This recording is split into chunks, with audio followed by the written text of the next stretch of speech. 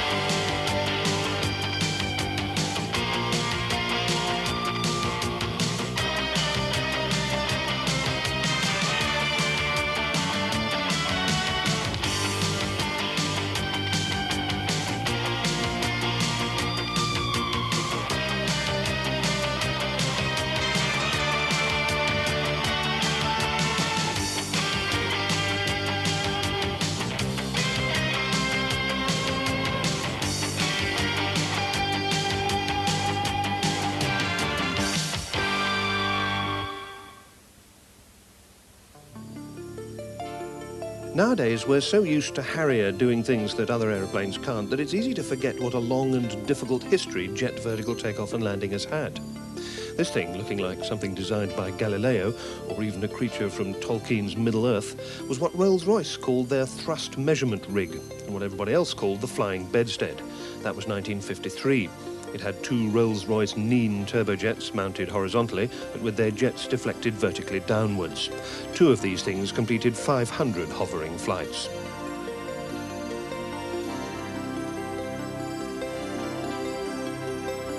As did this wonderful Jules Verne machine, which came from the French Snecma stable in 1957. It called itself the Attard Volant, and it was just that, a great big Attard engine flying by dint of pushing itself into the air on a pillar of jet thrust. Now there were some really brave pilots.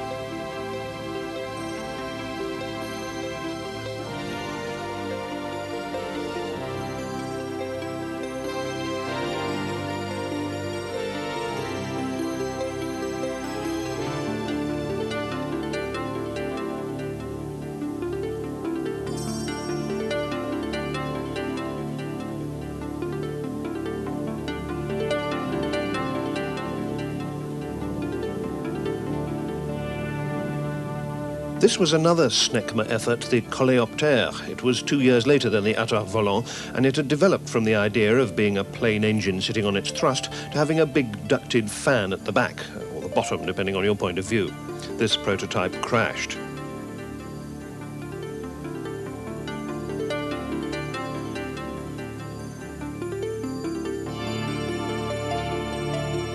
Across the Atlantic, they were trying hard as well. This was the Doak VZ-4DA, a more or less conventionally shaped aeroplane with a big lifting fan, once again ducted, on each wingtip.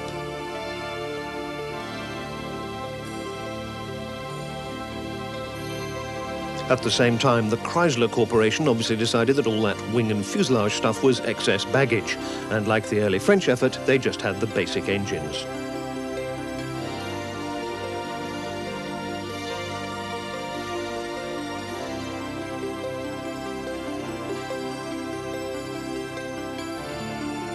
But now things began to look a bit more likely, with either tilting engines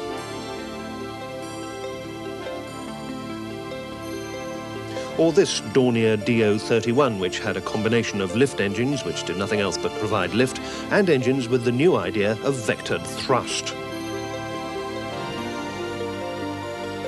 The Ryan Company in the States avoided the waste of having separate lift engines by going for a tail-sitter in this their VTOL test rig, which developed into the X-13, otherwise known as the Vertijet.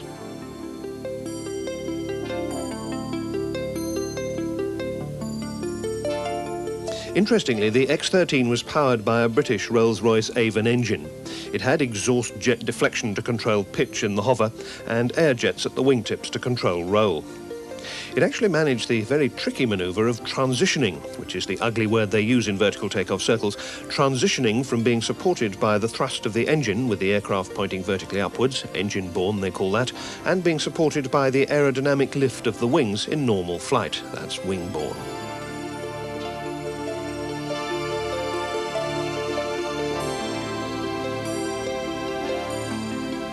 The Vertijet could even manage to transition back.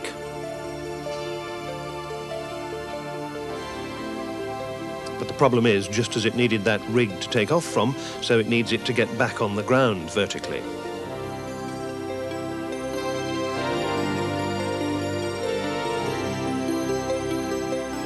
Imagine trying to do this highly complex capture maneuver in gusty wind conditions or in the heat of battle.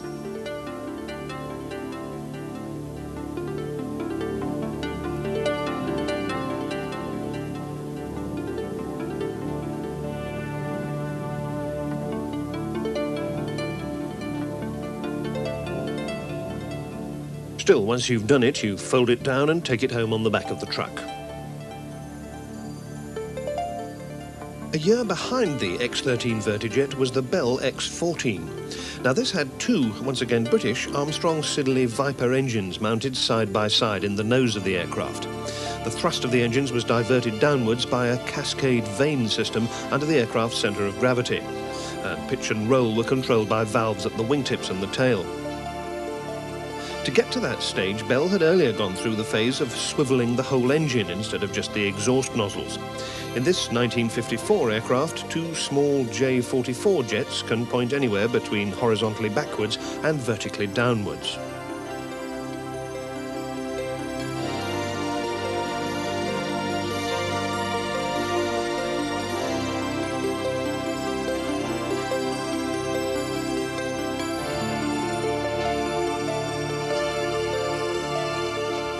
In 1958, Rolls-Royce were getting considerable support from the British government for their lift engine concept, and the Flying Bedstead had developed into the short SC-1. This achieved its first transition into wing-borne flight in 1960. It had 5 Rolls-Royce RB-108 engines.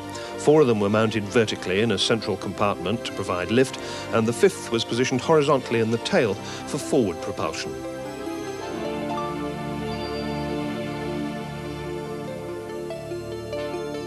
Control in the hover was achieved partly by swivelling the lift engines and partly by reaction control valves at the nose, tail and wingtips. Incidentally, this airframe still exists, and although its flying days are long over, you can still occasionally see its faintly comic bumblebee shape around the air shows. 5 years later, the French had a much sharper-looking ship in the shape of the Dasault Balzac, which also had a combination of separate engines for lift and cruise.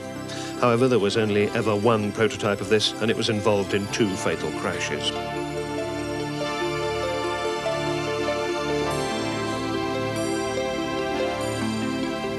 Now, the thing about all the aeroplanes that we've seen in these flashbacks, and they cover 3 decades of intense development, is that not one of them ever got into operational service. Only 2 vertical takeoff and landing jet aircraft types have ever done that. One of them is a Soviet design, the Yak-36, NATO codename Forger. It's in squadron service with the Soviet Navy. It has a vectored thrust main engine and 2 lift jets. And the other was perhaps the brainchild of the man who designed the classics of the Hawker stable, the Hurricane and the Hunter, Sir Sidney Cam. In the late 50s, Hawkers had failed to win the contract to build what eventually became the ill-fated TSR-2, and Cam directed his design staff towards the ideas of a Frenchman, Michel Vibo, for a single-engined vertical takeoff fighter called the Gyropter. What eventually emerged was the P-1127.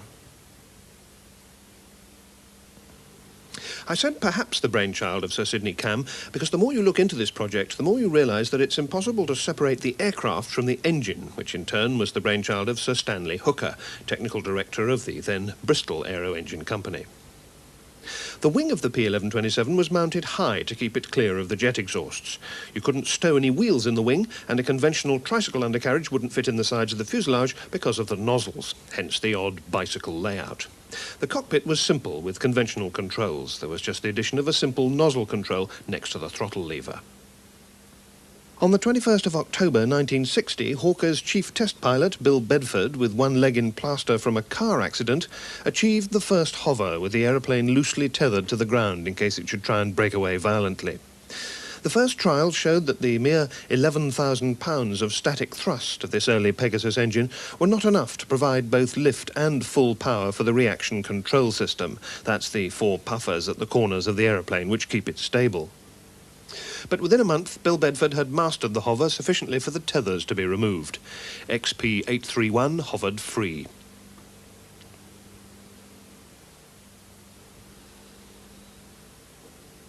And soon the hovering became slow, jet-borne forward flight. The ease with which the 1127's envelope was explored vindicated Hawker's insistence on keeping the cockpit simple. And as the power of the Pegasus engine kept being uprated by Bristol, the envelope kept expanding. Before long, a second aircraft, XP-836, arrived on the scene, and whilst 831 continued jet-borne trials, 836 started working from the other end of the envelope in conventional wing-borne flight. On the 12th of September 1961, practical V-STOL became a reality when XP-836 transitioned from hovering to conventional flight and back again. Wings will return in a moment.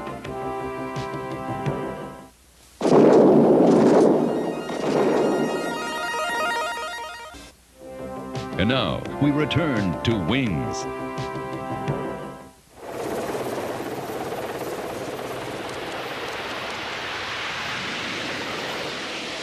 In 1962, the aeroplane was christened Kestrel after the bird that attacks creatures on the ground and hovers. And this bird became the mascot of an odd military unit that was set up by a 3-nation consortium to test the operational feasibility of the Kestrel aeroplane. The Royal Air Force itself, a bit like the Royal Navy, was not particularly impressed with the operational capabilities of V-STOL. But there had been a US-funded NATO group called the Mutual Weapons Development Programme, which was prepared to put up some money to check out the ideas. Hence the formation of the tripartite squadron staffed by officers from Germany, the US and Britain.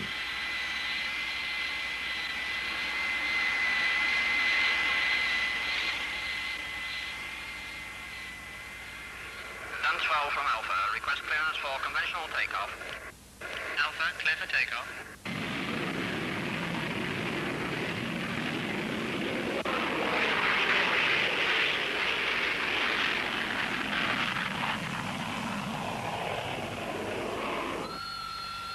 The squadron had 10 pilots and 9 aircraft, each with the specially designed 3-nation insignia. After the pilots had been given some training on helicopters and fast jets, they all went to the Hawker Siddeley airfield at Dunsfold to be converted onto the Kestrel before the squadron was officially formed at Royal Air Force West Raynham in Norfolk on the 1st of April 1965. The start was not auspicious, because on that very day, a US Army pilot crashed the last Kestrel, which was only a month old.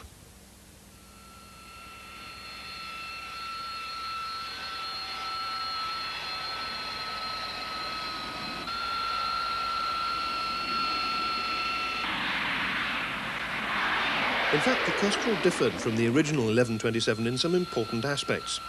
The straight trailing edge of the delta wing was changed to make it a truly swept wing, and the tailplane was given a distinct anhedral or droop down to improve stability, either upside down or the right way up. The reaction control system, those puffers at wingtip and nose and tail, were changed so that they could blow up as well as down, all of which improved manoeuvrability. Anyhow, in the 9 months that the tripartite squadron lasted, it clocked up 900 plus sorties and put the Kestrel well ahead of any other STOL programme. But the RAF was still not interested because, like the Navy, it wanted a supersonic aircraft. This they were both due to get in 2 different versions of the P-1154, which Hawkers were designing as a supersonic development of Kestrel. Kestrel could only go supersonic in a dive. The 1154 was to be called Harrier, after the rather bigger hovering bird than the Kestrel. But in October 1964, the British government cancelled at a stroke 3 major aviation projects: TSR-2, a short takeoff transport, and the 1154 Harrier. The result was this, still called Harrier, but not the 1154. And not the Kestrel either. Although it was pretty much the same shape as Kestrel, it was a 90% new aeroplane. It had a bigger engine, 19,000 pounds of thrust, different intakes, an improved wing, and most importantly, a self-contained inertial navigation and weapons system with a head-up display for the pilot. In RAF terminology, it became the Harrier GR-1, GR for ground attack and reconnaissance. What eventually transpired was a compromise between the full-blown carrier and the helicopter cruiser. What the Navy fixed-wing people really liked was the drama of the steam catapult, launching great heavy aircraft like the Sea Vixen, and particularly the Buccaneer, which was not known as the brick-built outhouse for nothing. By contrast, and for once in its life, the Harrier almost seemed to tiptoe off the deck.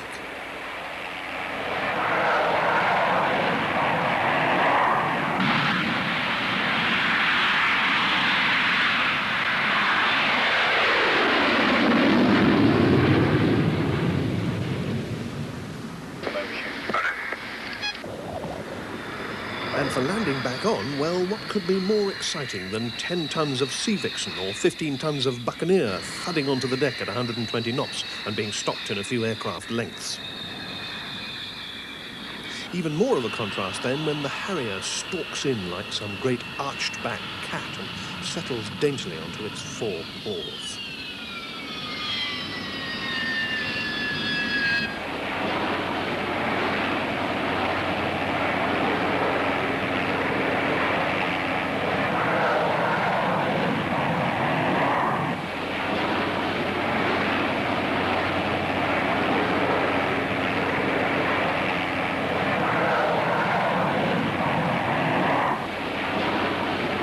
Of course, once those big carriers had gone and the Navy had no more fixed-wing aeroplanes to compare things with, the Harrier began to seem much more attractive. After all, the US Marines were using it, and so, surprisingly, was the Spanish Navy, which had bought 11 AV-8As and 2 of the 2-seater TAV-8s. They were flying them from an old World War II carrier. The Spanish call their aircraft the Matador, Harrier being a bit tricky to pronounce in Spanish, and the carrier is an old US Second World War wooden deck ship, which they've renamed the Dasault. So in 1975, the Royal Navy ordered a new version of the Harrier called the Sea Harrier FRS-1, standing for Fighter, Reconnaissance and Strike. The Navy was back into fixed wing.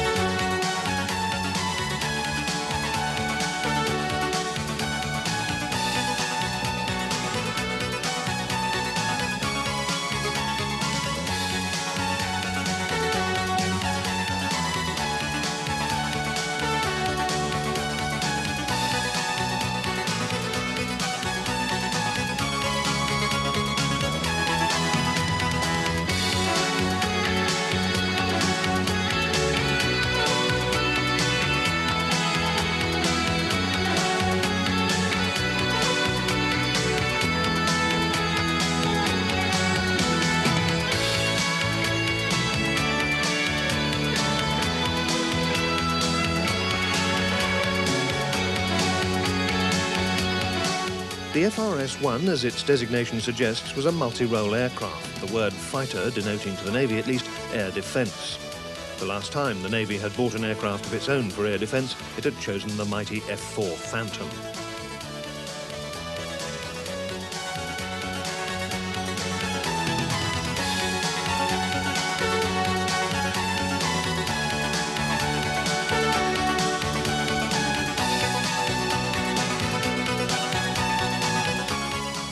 defence requirement was the thing that provided the major difference between the Sea Harrier and other Harrier versions.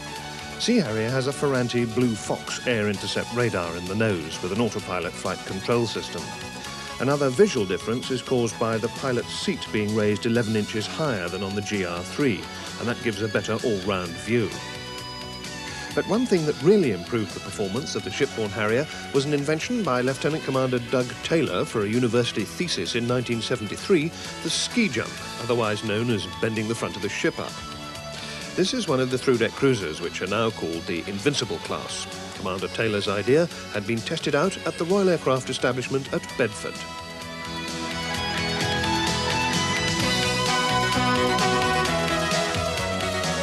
Basically, what the ski jump does is to convert a little of the aeroplane's forward-rolling kinetic energy into vertical thrust so that the aircraft gets airborne at a slower speed.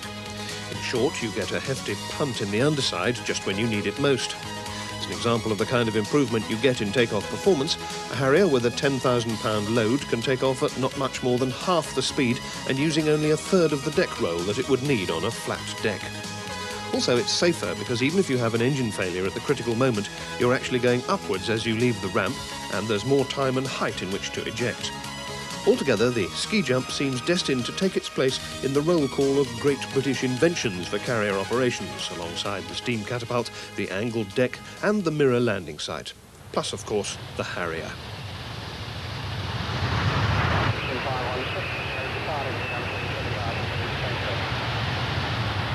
Sea Harrier can fight anywhere within its 400-mile radius of action from its ship. In its air defence role, its targets would be any aircraft threatening the fleet, and it would attack them with its 4 Sidewinder missiles, or in future the AMRAAM, the Advanced Medium-Range Air-to-Air Missile. It also carries 2 30mm Aden cannon. With its sophisticated reconnaissance equipment, it can survey 20,000 square miles of sea in an hour's low-level flight. It can also carry the Sea Eagle anti-ship missile, as well as various other combinations of weaponry.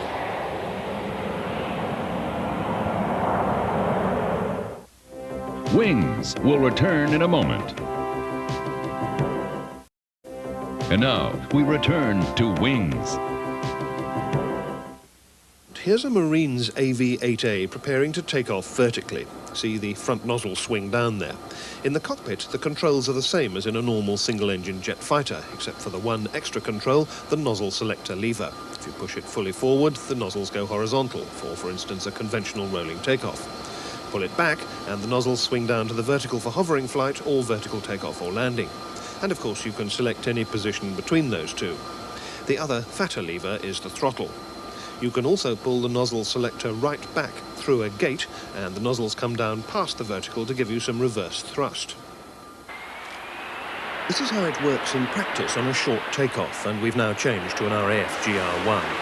The pilot calculates his lift-off speed, he accelerates to that speed with the nozzles horizontal, and he then puts them down to the optimum angle and lifts off.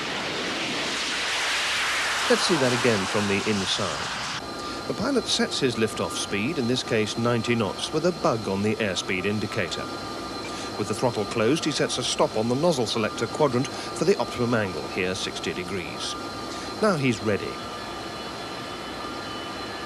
With the nozzle selector fully forward, throttle to full power, as the airspeed hits 90 knots, nozzle selector back to the stop. The nozzles come down to 60 degrees and you're flying, so far partly jet-borne. Move the nozzle slowly forwards to speed up and get more lift from the wings, and you're flying conventionally wing-borne. That's the STO part of STOL, the short takeoff. At the end of the flight would come a vertical landing. That is, unless there's a lot of debris about on, say, a damaged runway. In that case, you'd do a rolling landing so as not to blow the rubbish up ahead of you and suck it into the intakes. You can ruin a Harrier's day that way. But let's look at the vertical landing now. Here's the fighter pilot heading for his dispersed woodland landing site. About 1,000 meters out, he throttles back and brings the nozzle selector back through the gate to the reverse thrust position. The speed drops off quickly, and as he loses lift from the wings, he compensates by increasing engine power to give more jet-borne lift.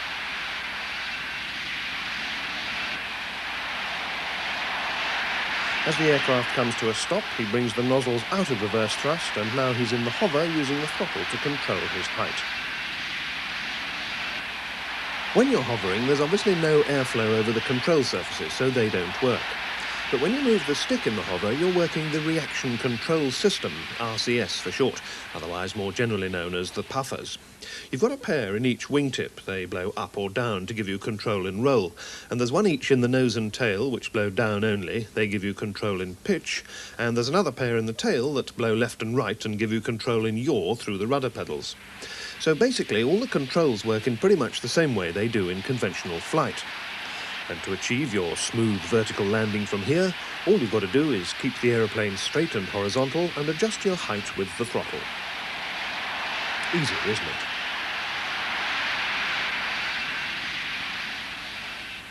In fact, it's probably easier than the rolling short landing, because here you've got to worry about getting the angle of approach right, whereas when you're coming down vertically, that doesn't apply.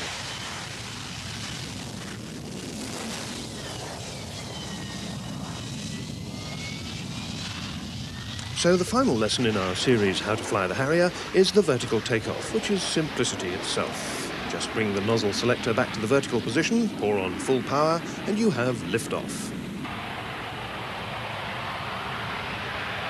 Wheels up as soon as you like, start easing the nozzle selector forward, and before you know where you are, you're in conventional wing-borne flight. Piece of throttle.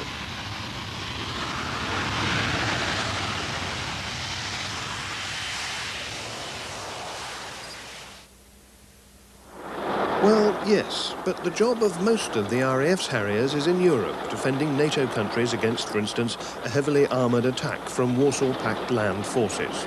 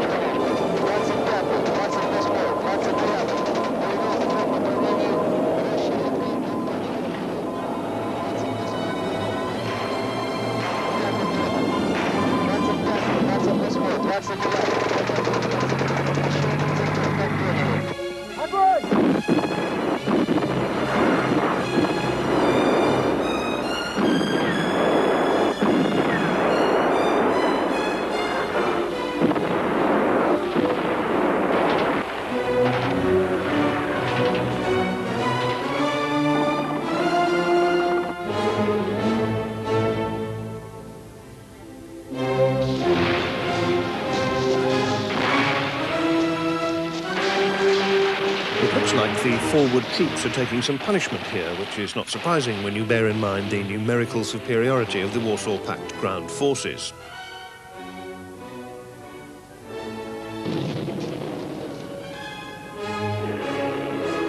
So anyway, after holding on as long as possible, the unit calls in air support. The quickest reaction time is almost certainly going to come from the Harriers, because they're based closer to the FIBA, as the Army calls it, the forward edge of the battle area, closer than any other close support aircraft. Short takeoff rather than vertical to allow maximum uplift of weapons and fuel.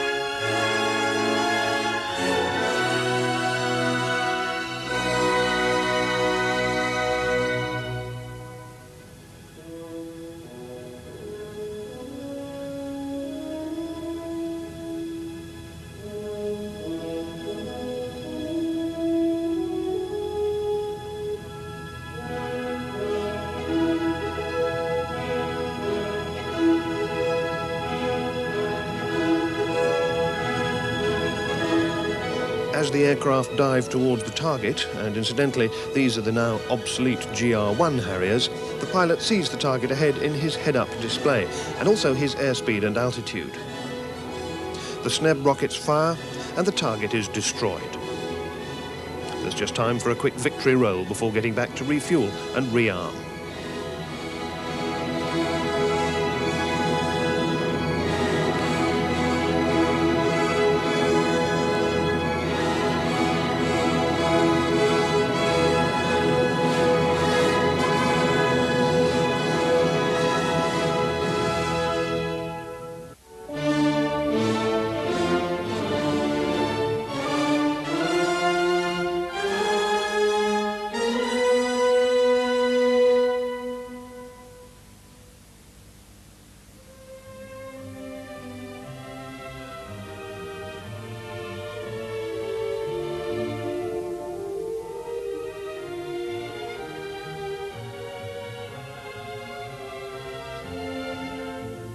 Something else the INS does is to allow you to navigate at high subsonic speed and at low level, which is one way the RAF chooses to avoid the attentions of the enemy's missiles.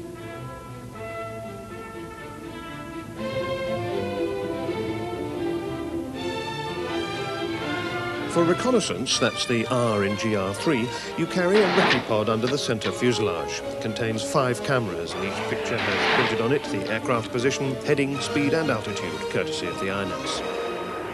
This Harrier, you may notice, doesn't have the GR3 nose, but it does have a pair of sidewinders on the outboard pylons under the wings. That makes it an AV-8A of the US Marine Corps.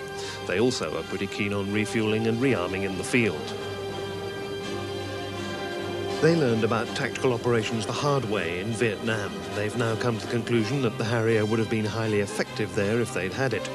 These Sidewinder air-to-air missiles are what they now use for self-defense, and these are firebombs or napalm.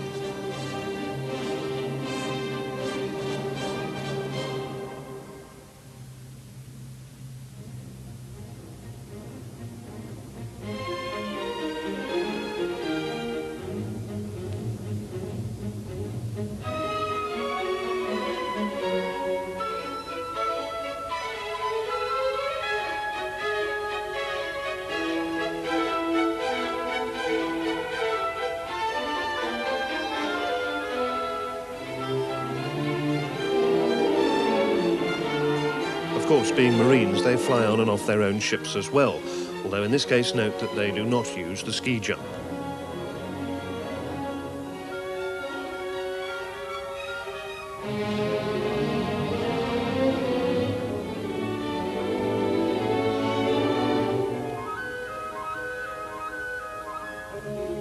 One ability of the Harrier that the Marines can claim as all their own is something called VIFing, vectoring in forward flight. Here's an AV-8A being jumped by a simulated enemy. Now, because of its high wing loading, the Harrier is not all that agile compared with some fighters. Not, that is, unless you put the nozzles down as you turn. Then you really tighten up and leave the enemy wondering where you've gone. Wings will return in a moment. And now, the conclusion of Wings. The Falkland Islands are literally the other end of the world from Britain. There are no friendly bases from which land-based aircraft could operate. It was shipborne air support or nothing. And nowadays, without air support, you don't go to war.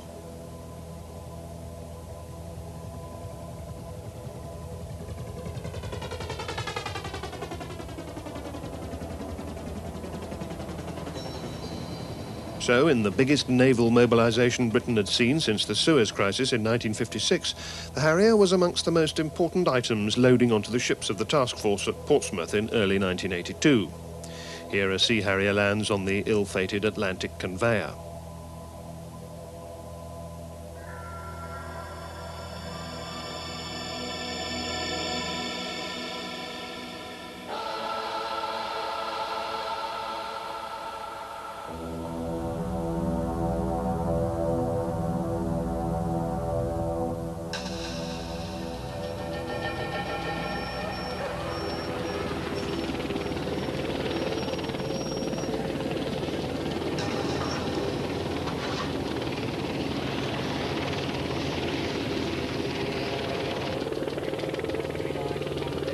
The only good thing about the huge distances involved was that it gave them most of the length of the Atlantic Ocean in which to train. But it wasn't going to be enough. This was not a war for which they had prepared or trained.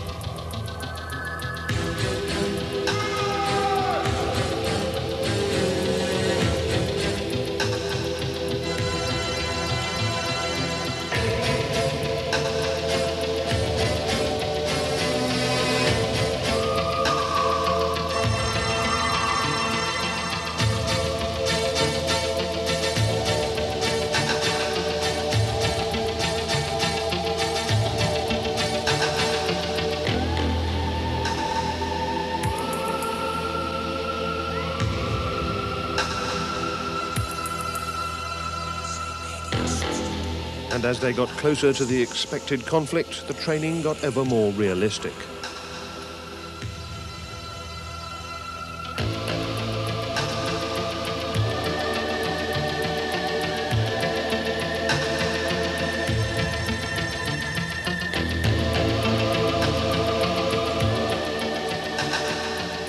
They trained for attacks on surface shipping, and here the INAS really began to work for its living.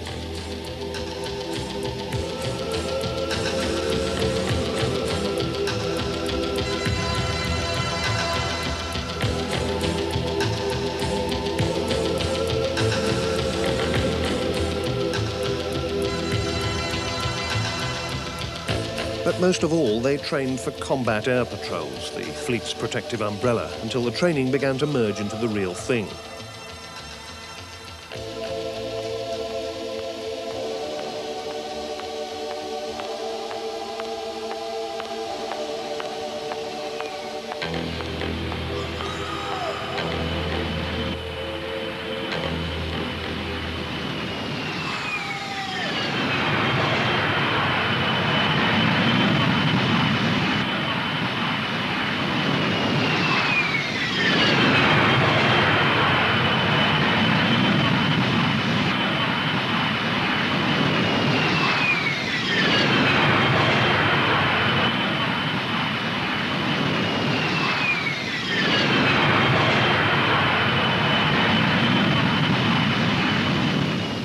But training or for real, the maintenance below decks had to go on at an unprecedented rate.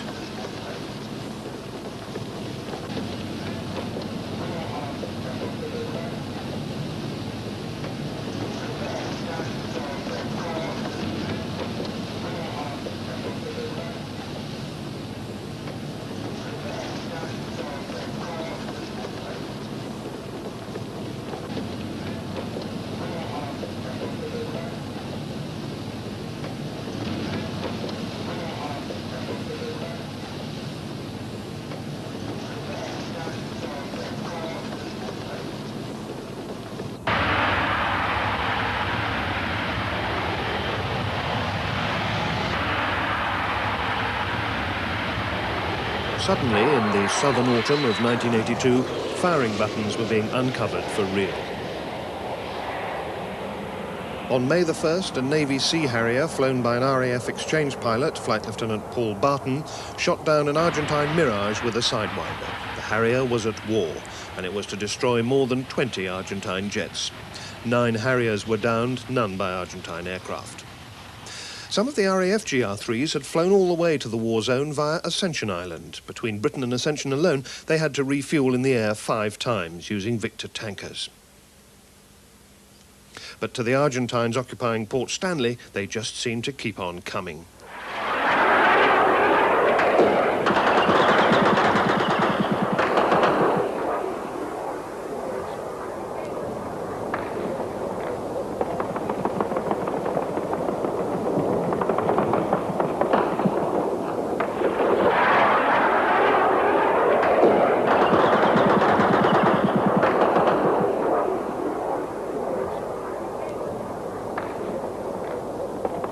Sometimes the Argentines managed to shoot one down with ground fire.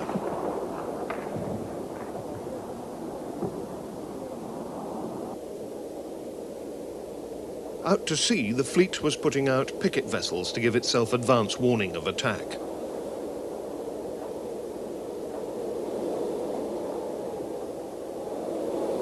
The main danger was from the French-built Super Étendard with its Exocet sea-skimming missiles.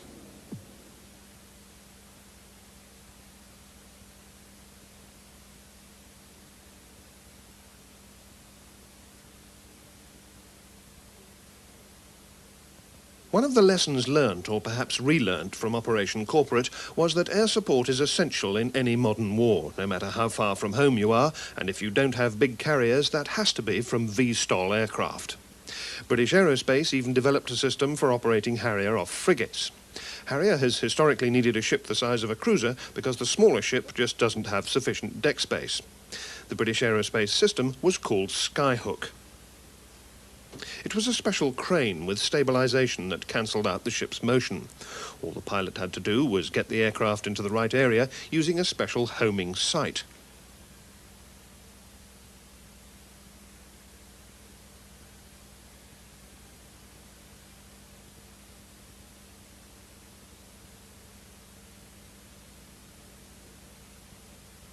The crane head locked onto the aircraft automatically, the pilot throttled back, and the aircraft was drawn up against a special cradle.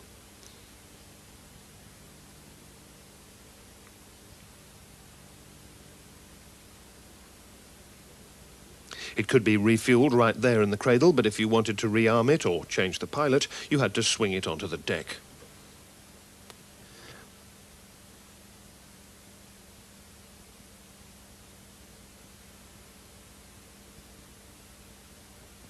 When the pilot was ready to take off, he increased power until the aircraft was hovering, let go, and flew off.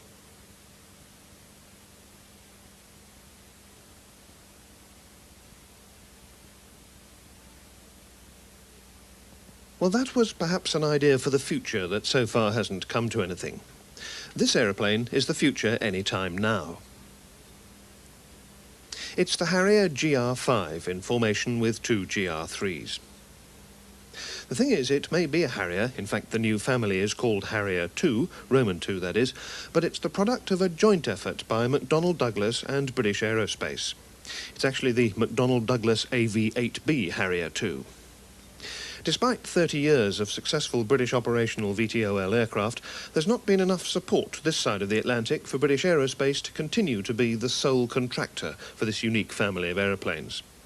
On the other hand, the US Marines' unflinching support of the Harrier principle has meant that the US contractor, which has been involved with much of the stateside development of the Harrier, McDonnell Douglas, is now even further involved. This is a brand new and very impressive aircraft. In the interests of reducing weight while increasing strength, it contains more carbon fibre composites they call them in the States, than any other military aircraft. It's got a much bigger wing than earlier Harriers. You can see that the wing continues beyond the outrigger undercarriage legs, which quite changes the appearance. And you can see here the huge array of military weaponry it can carry, from air-to-air missiles through rockets and iron bombs to smart laser-guided weapons. Its combat radius of action is improved to nearly 700 miles, and its external stores load to 9,200 pounds over shorter distances. Part of these improvements are accounted for by the 23,000 pounds thrust Rolls-Royce Pegasus 105.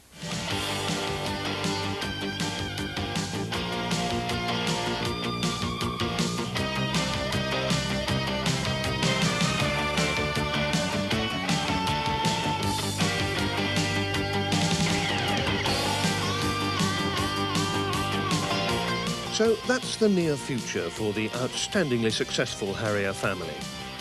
Early on in this century, the great inventor Thomas Edison said, "The airplane won't amount to a dam until they get a machine that will act like a hummingbird.